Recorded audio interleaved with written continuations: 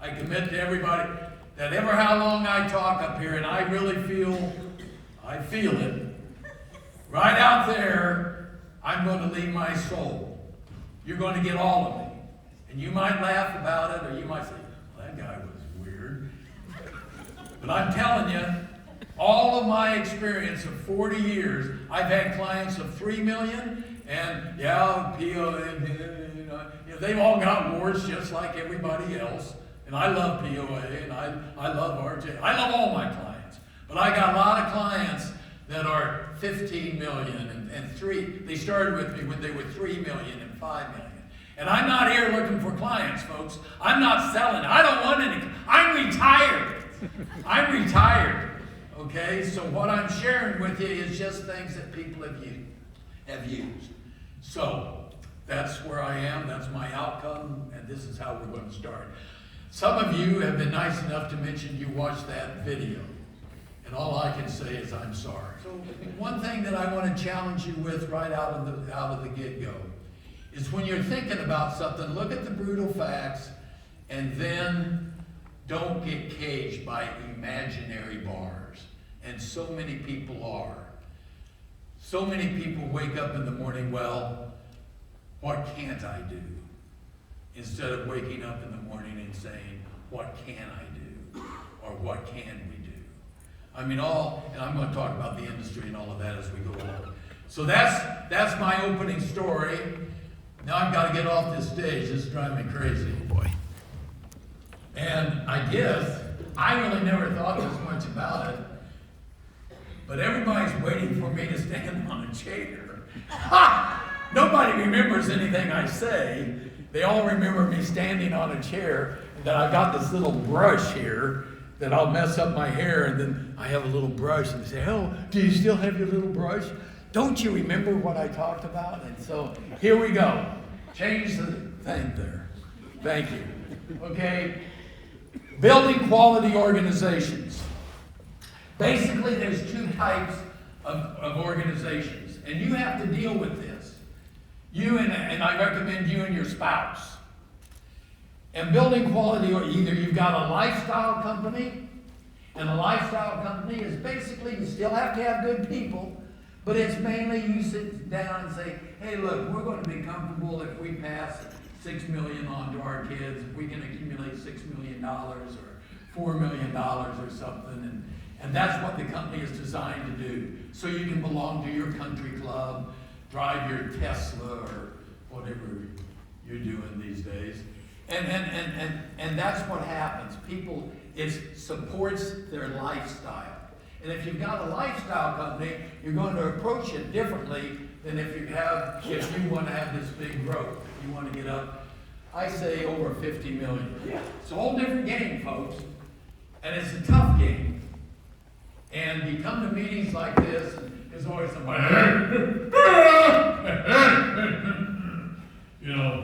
our sales are 14 million and we're making a 22% or whatever they say they're making and all this stuff. And so then we go home or we get some financial and we see, oh my God, they're only spending on parts, I don't even know these numbers, but they're only spending $17 and we're spending $21. What's wrong with you? You really want to know what your people are doing back home right now? They're sitting there worrying about what you're going to come back Monday with some new hotshot idea and share it with them and oh no, they just cringe when you go to meetings like this. Anyway.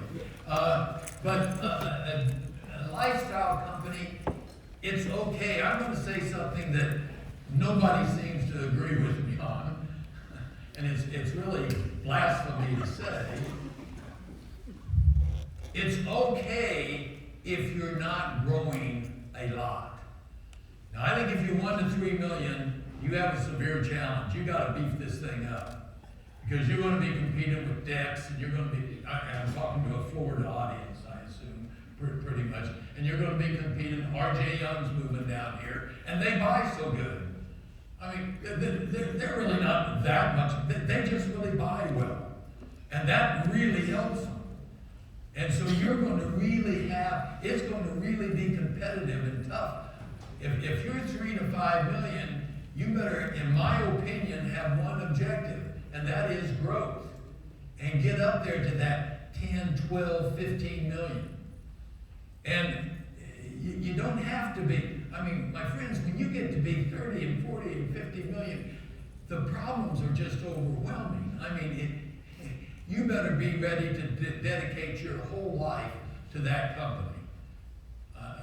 All this talk about work balance, life, and all this. Well, the fact is that if you're going to grow a company, you're going to have to talk with your spouse and work it out.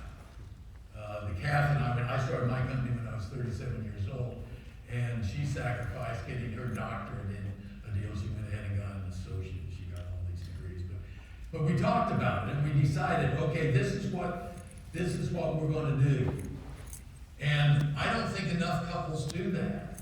I think, we start off as a copier salesman and we ride up the van and the kids stand on the front porch, go daddy, go sell a copier, Well, then we can make payroll at the end of Friday and we're all excited and then we grow and we get to be about 3 to 7 million.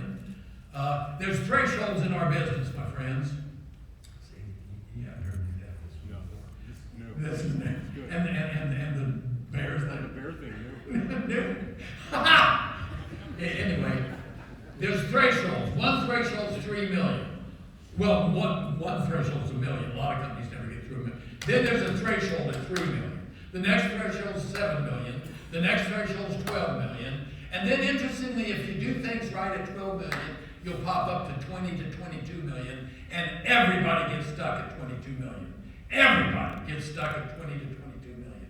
If you get through that, an interesting thing happens. You pop clear up to 40.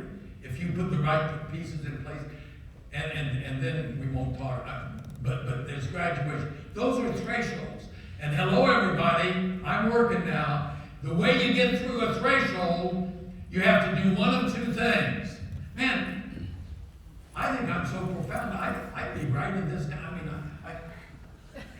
I thoroughly entertain myself. There's 2 ways you get through a threshold, folks. One is you change your processes, okay, of how you're hiring and how you're billing, and you got to change your processes. And the tough one for you entrepreneurs, because if you're a typical entrepreneur, loyalty is a big thing to you. You're going to have to possibly make some people changes. And that's tough. And if you don't make them, then be satisfied with being 5 million or 7 million or whatever you are. So these are real decisions you have to make. Do I want a lifestyle company to where it's just supporting me and my kids and I can send some money into the next generation and have generational wealth? Or do I want to build a quality organization?